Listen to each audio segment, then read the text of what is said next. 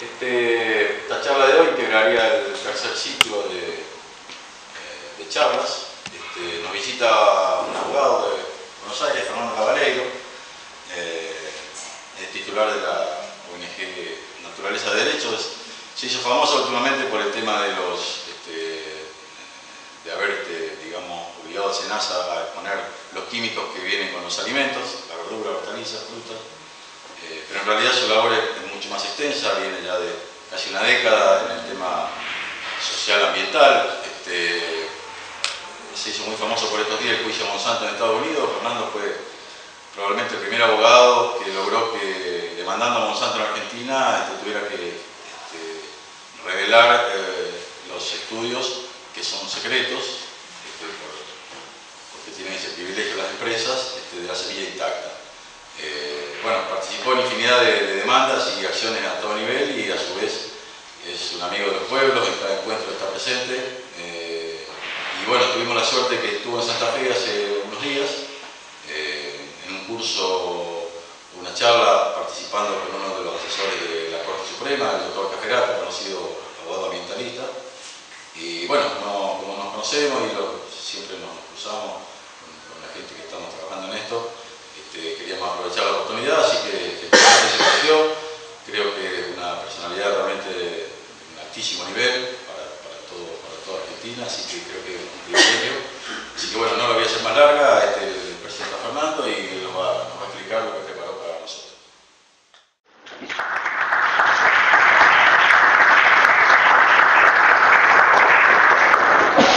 Bueno, buenas tardes. Es un honor para mí estar acá en Sastre. Te agradezco las palabras, Horacio.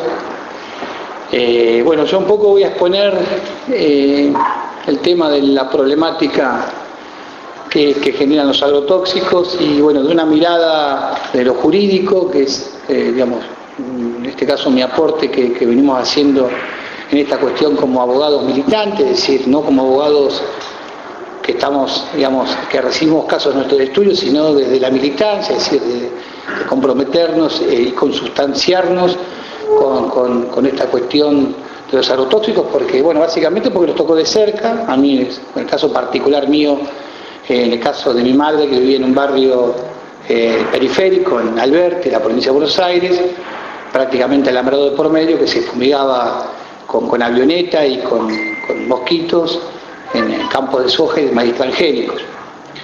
Esto fue, bueno, hace más de 10 años. Yo voy a hacer un pequeño raconto al principio de ese trabajo que yo emprendí allá por el 2007 y de cómo fuimos, digamos, progresando también en otros aspectos del agronegocio, que tiene que ver no solamente con las fumigaciones aéreas y terrestres, sino también con el tema de las semillas modificadas genéticamente, también con el tema del uso de agrotóxicos en los alimentos, en las frutas y verduras y hortalizas, porque este modelo no solamente se aplica para los cultivos extensivos de soja y maíz y algodón, y también lo que tiene que ver con las pretensiones que tienen las grandes empresas del agronegocio de apropiarse de las semillas modificadas genéticamente, ¿no?, donde están reclamando derecho de propiedad y así en forma indirecta apropiarse de la naturaleza y de las plantas, ¿no? Algo que pasa desapercibido, pero es todo algo que se viene trabajando por debajo y que, bueno, nuestra obligación es denunciar y hacerlo visible.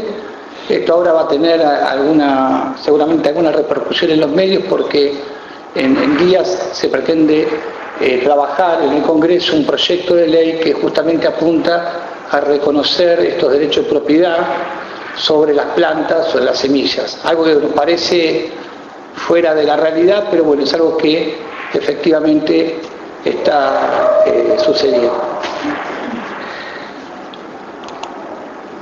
Bueno, en esta diapositiva de alguna manera les muestro lo que recién les marcaba, es decir, de cómo decidimos abordar la problemática del agronegocio, ¿no?, en estos 4 aspectos de los últimos 11 años.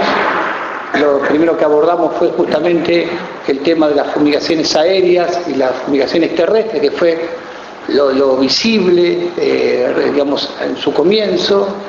Ahí empezaron las luchas de las asambleas de los pueblos fumigados, tanto en provincia de Buenos Aires como acá en Santa Fe, en Entre Ríos, en Chaco.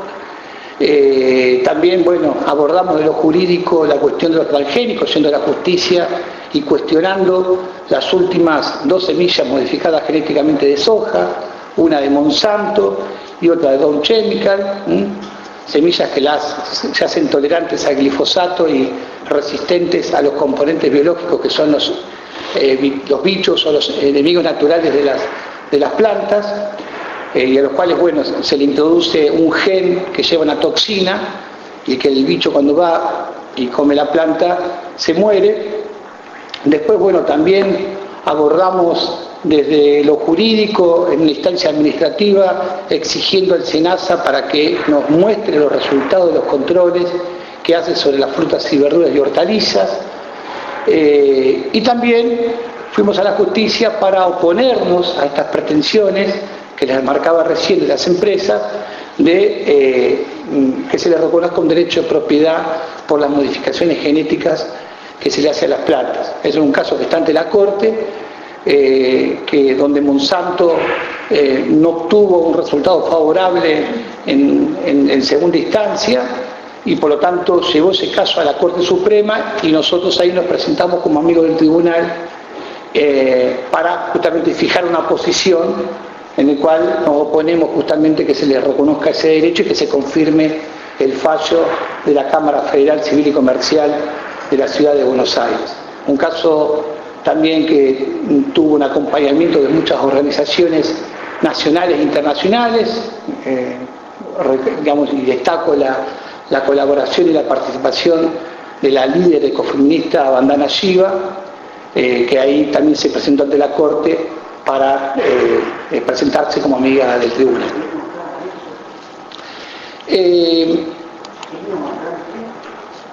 Sí. Estuvo acá en Buenos Aires en el 2016, vino al Finca, y ahí donde fue que decidió participar, estuvo con nosotros y suscribió la adhesión ante la Corte. Acá un poco lo que les voy a mostrar son los números que nosotros presentamos en las demandas judiciales para mostrar justamente cómo cambió el modelo de la agricultura en la Argentina, y de alguna manera demostrar, ¿no?, cómo se incrementó el uso de los paquetes tecnológicos, básicamente el uso de agrotóxicos, para mostrar de que, digamos, se trata de un cambio significativo, es decir, que no podemos plantear de que esto, digamos, no tenga ningún efecto negativo, como dicen de las empresas o de los sectores que utilizan o promueven el uso de los agrotóxicos. Como verán, en los círculos superiores se ven 4 círculos en el cual se muestra cómo fue la distribución de la agricultura en la Argentina, empezando por el año 1970. Ustedes van a ver que la agricultura era bastante diversa, se distribuía entre 7 y 8 cultivos. El año 1996 es cuando se libera la primera soja transgénica, la soja RR1, y como vemos ahí, como ya la soja empieza a tener un papel importante, una participación considerable dentro de los cultivos. Luego en el 2000 sigue creciendo con la liberación de más transgénicos y se va incrementando también la participación de la soja, se van achicando, digamos, los otros cultivos, y pasamos al 2015, donde ya la soja, ¿no?, supera el 50% del total del cultivo. Prácticamente, bueno, estamos hablando de un monocultivo de la soja, ¿no? Esto tiene como un correlato, digamos, acá a la derecha tenemos los litros de agrotóxicos, cómo fueron incrementándose del año 1990 hasta el 2015, con un crecimiento de casi del 800%, pasamos de 20, 40 millones de litros de agrotóxicos a los más de 400 actuales, que son datos aproximados porque el Estado no da esos datos, no hay datos oficiales, sino nos tenemos que basar en los datos que da la propia Cámara, y los últimos datos que brindaron fueron el año 2013, con lo cual los datos actualizados en verdad surgen de estimaciones que hacemos nosotros en base a publicaciones periodísticas que fueron mostrando año a año el aumento progresivo del uso de agrotóxicos. Y abajo también mostramos los números del agronegocio, porque nos sucede que en las demandas, en los casos de fumigaciones, cuando nos contestan tanto el Estado como los que usan estos agrotóxicos, nos dicen que no hay otra forma de producir, que es el único modelo que, digamos, da una rentabilidad económica significativa y que por lo tanto se justifica el uso de agrotóxicos, ¿no? Y bueno, lo que vemos, como ustedes verán, si tomamos como referencia el año 1997, el rendimiento de soja por hectárea era de 2.694 kilos, y pasamos al 2015 a los 3.015. Es decir, que estamos hablando de un crecimiento del 11,69%, nada más en el rendimiento promedio de la soja, y si comparamos con los agrotóxicos que se utilizaron en ese mismo periodo, hablamos de un crecimiento del 244%, tomando como referencia nada más que el año 1997 al 2015. Si vamos más hacia atrás, a los principios de los 90, estamos hablando de los 50 millones de litros de agrotóxicos que se utilizaban. Es decir, que ese porcentaje de 2,44 se incrementa significativamente. Eso simplemente es para mostrar, ¿no?, de que ese argumento de la rentabilidad y del mayor rendimiento es relativo.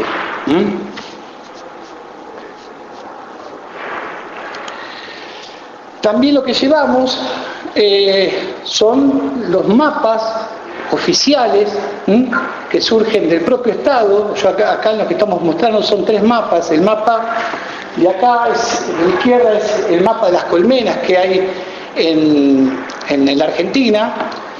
Y lo ponemos para relacionarlo con el mapa de la soja transgénica que está en el medio.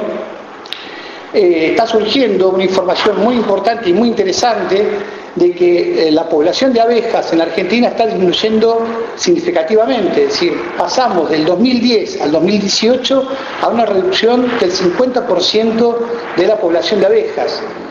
Es decir, si hacemos una línea progresiva hacia adelante, podemos decir que dentro de 20 años o 30 años las abejas están al borde de la extinción. Eso está relacionado justamente con el impacto del modelo, ¿no?, que coincide. Fíjense cómo el mapa de las colmenas coincide con el mapa de la soja transgénica. Y a la derecha ven el mapa del cáncer que hizo el Ministerio de Salud de Santa Fe, donde se muestra, digamos, en los colores más oscuros, cómo la tasa de cáncer es más alta, ¿no?, en relación al resto. Y si hacemos una traslación con el mapa de la soja, hay una coincidencia, ¿no?, en cuanto a la intensidad, que es justamente donde se concentra la soja transgénica o el modelo del agronegocio. Estos mapas no muestran una relación directa del impacto de la salud de este modelo del agronegocio con la utilización de agrotóxicos y, en este caso, la tasa del cáncer, desde el punto de vista jurídico, pero sí nos muestra una evidencia, ¿no?, que nos obliga a indagar en esa relación, digamos, proporcional o en esta evidencia que nosotros estamos viendo. Por eso nosotros planteamos esta cuestión de que hay que indagar sobre esa situación. Acá yo les traje los números de dos localidades o 2 departamentos que están vinculados, que es el caso, bueno, del departamento de San Martín y el departamento de Castellano, para hacer un análisis particular también, ¿no?, del lugar. Acá tomamos como referencia el año 1980, fíjense cómo está en los 2 distritos, hay una agricultura diversa, ¿no?, donde tenemos una participación de varios cultivos prácticamente en forma proporcional. Y cuando pasamos al último dato que hay, les quiero aclarar que todos estos datos que yo les estoy exhibiendo son datos oficiales, es decir, son datos del Ministerio de Agricultura de la Nación, de Agroindustria hoy. Cuando pasamos al 2017, tenemos cómo la soja prácticamente domina, ¿no es cierto?, el modelo, ¿no? Bueno, con mayor énfasis lo vemos en San Martín, donde prácticamente es un Pac-Man verde, ¿no?, que se lleva casi el 70% del total de la agricultura del departamento de San Martín. Un poquito menos en Castellanos.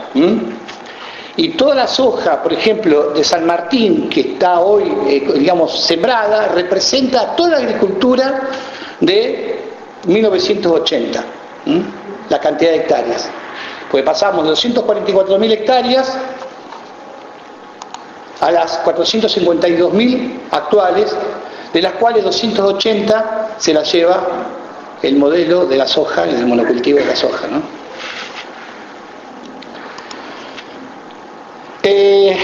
Bueno, acá lo que quiero hacer un pequeño pantallazo rápido de las pruebas que nosotros llevamos a los procesos judiciales, ¿no?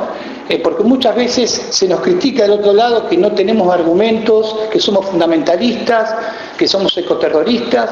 Y bueno, la verdad que cuando nosotros vamos a los procesos judiciales llevamos trabajos científicos, trabajos epidemiológicos, y en la mayoría de los casos son trabajos que han surgido de las universidades públicas de la Argentina.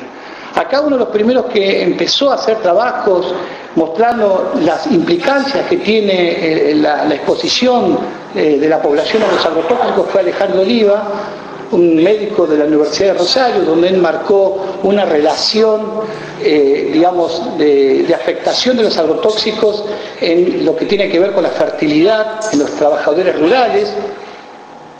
Después tenemos un trabajo de Fernanda Simoniello, también de Santa Fe, de la UNL, donde ella también muestra una relación del aumento del tallo genético de los trabajadores del cordón frutihortícola en comparación a las personas que no están expuestas al uso de agrotóxicos. El tallo genético, ella lo comprueba en un estudio biomarcador que es la aberración cromosómica. Después tenemos un trabajo de recopilación de Gladys Tromboto de la Universidad de Córdoba. En este caso son, los nacimientos, o sea, las malformaciones, donde se da un incremento significativo a partir de que se instala el modelo, ¿no?, donde la tasa era de 16,2, yo creo que eran 1.000 nacimientos, sobre 1.000 nacimientos. Esa tasa, a partir del modelo, tomando en cuenta el año 1992 al 2003, asciende a 37,1. Eso muestra algo, o sea, porque esos casos venían de madres, de mujeres que vivían en zonas donde se fumigaba. Esa misma información también surge de un trabajo de recopilación que hizo Gómez de Mayo, ¿no?, en Misiones, donde en un caso específico, que es el defecto de cierre de tubo neural, él pudo comprobar que sobre 1.000 nacimientos la tasa era de 7,2 y que contrastaba con los datos oficiales del Ministerio de Salud de Misiones, donde ellos tenían una tasa de 0,1. O sea, estamos hablando casi de 700 veces más de diferencia. Después tenemos los dos casos de las médicas del Chaco, de María del Carmen Cebeso y de Analía Otaño, que también ellas evidenciaron, por ejemplo, en el caso de María del Carmen de Cebeso, ella lo vio en sus consultorios, empezó a ver mujeres que venían con embarazos, espontáneos, que le llamaba la atención, también casos de malformaciones, de abortos espontáneos. Y cuando ella preguntaba, indagaba de dónde venían esas personas, esas mujeres, eran mujeres que vivían justamente en zonas donde se les fumigaba. Y Analía Otaño, en paralelo, ella formó parte de la Comisión de Investigaciones de Contaminantes del Agua del Chaco. Ella también comprobó que los casos de cáncer infantil iban aumentando, ¿no?, en forma proporcional a medida que se fue implementando este modelo del agronegocio, y que la mayoría de esos casos de cáncer infantil venían justamente de zonas donde se fumigaba con agrotóxicos. Después tenemos el aporte que hizo Andrés Carrasco, ya de un trabajo estrictamente de rigor científico, ¿no?, donde, es un trabajo que fue publicado, donde él comprueba en laboratorio los efectos teratogénicos y los efectos de malformación que tiene glifosato, ¿no?, en la exposición en los embriones, en este caso de anfibios, que trasladándolo a las personas, esa posibilidad, ese riesgo existe. Lo que vio Carrasco en laboratorio, Manovich, que es en el 2011 él hace un trabajo de campo, lo vio, digamos, in situ, es decir, en los campos de Santa Fe y Entre Ríos, vio los renacuajos, las ranas, los sapos con malformaciones. Y eso también, ese registro de datos fue incrementándose y era coincidente en el tiempo con el aumento de uso de agrotóxicos, tanto en los campos de Santa Fe como en los campos de Entre Ríos. Y después, bueno, tenemos los dos aportes también sobre daño genético, confirmando de alguna manera el trabajo que había hecho Fernanda Simoniello en la Universidad del Litoral, en este caso de Lucero, que pertenece a la Universidad del Nordeste del Chaco, y Delia Ayaza, de la Universidad de Río Cuarto, donde también comprueban, ¿no?, el incremento del daño genético en los chicos que viven en zonas donde se fumiga, en comparación a los grupos de control de chicos que viven en zonas que no se fumiga. Y ya para finalizar en este pequeño raconto, tenemos los trabajos epidemiológicos de dos grupos de trabajo, en este caso, bueno, Medardo Ávila con la Universidad de Córdoba y el trabajo que viene haciendo Damián Bersenazzi con la Cátedra de Salud Socioambiental, la Universidad de Rosario, la Facultad de Medicina, donde, bueno, ellos están viendo en esos relevamientos sanitarios que hacen en los pueblos, que hay un incremento significativo de muchas enfermedades, ¿no?, que ellos la relacionan con el tema de la exposición a los agrotóxicos. Con este trabajo, digamos, que nos ha dado las universidades, estos investigadores, nosotros hemos ido a la justicia, ¿no?, justamente para pedir medidas de protección, para pedir prohibiciones de las fumigaciones, pedir que esta actividad sea sometida a un proceso de evaluación de impacto ambiental, porque estos agrotóxicos no son inocuos, es decir, son venenos, son biocidas, es decir, no son fitosanitarios, y que por lo tanto implican un riesgo a la salud. Y justamente, bueno, lo que les decía, en este recorrido que hemos hecho en los últimos 10 años, hemos acudido a la justicia. El primer caso que nosotros trabajamos, como yo les marcaba al principio, fue en el 2008, por las fumigaciones aéreas en Alberti.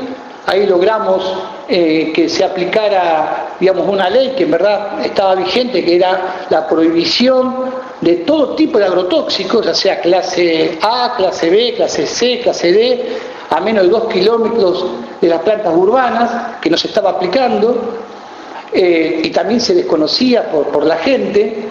En el 2012 también tuvimos un caso que llegó a la Suprema Corte de Justicia, declarando la legalidad y la razonabilidad de una ordenanza que establece una restricción de 1000 metros, que no se puede fumigar a menos de 1000 metros del casco urbano. Se cuestionaba su ordenanza diciendo que, bueno, que estos productos que se utilizan en el campo son inocuos y que por lo tanto aplicando las buenas prácticas se puede fumigar a metros de la casa sin que pase absolutamente nada. Bueno, nosotros en el proceso les demostramos que eso es mentira, ¿no?, que representa un riesgo a la salud y que la vigencia de 1000 metros es nada más que un paliativo, es decir, es nada más que un paliativo, no es la solución del problema, es simplemente para retirar las fumigaciones de las viviendas. Y la Suprema Corte nos dio la razón. En el 2013 volvimos a insistir en este tema con respecto a los pozos de extracción de agua, porque seguramente, como sucede acá en Sastre y en muchas localidades, los pozos de extracción están justamente en las zonas rurales donde se fumiga. O sea, y en el caso de Alberti, que es este caso que trabajamos, se daba palmariamente, es decir, eran pozos que estaban justamente en lugares donde pasaba el mosquito por arriba. Entonces ahí lo que planteamos es que, en verdad, el que quiere fumigar tiene que demostrar de que su actividad es inocua. Es decir, que el glifosato o que la atracina o que la cipermetrina va a quedar ahí y que no se va a ir a cualquier lado. Porque la realidad muestra que cuando vos liberás ese producto no hay forma de controlarlo. Es decir, aún cuando utilices el mosquito, aún cuando apliques las buenas prácticas, está demostrado que digamos, la liberación de los agrotóxicos es incontrolable. No sabemos a dónde van, o sí sabemos, porque los estudios nos muestran que hoy estamos respirando esta sustancia. Entonces, si ellos dicen que esos productos entran en contacto con el suelo y desaparecen, que no quedan liberados en el aire, que no aparecen en el agua, nosotros decimos, bueno, demuéstrenlo en el proceso de evaluación de impacto ambiental que prevé la Ley General del Ambiente. Si vos no me demostrás la inocuidad, no podés fumigar. Y no somos nosotros, o los vecinos, los abogados que demandamos, los que tenemos que acreditar esa relación, digamos, la relación de causalidad y del daño. O sea, nosotros simplemente lo que tenemos que demostrar es el riesgo. Y si lo demostramos con esos estudios que yo les marqué recién.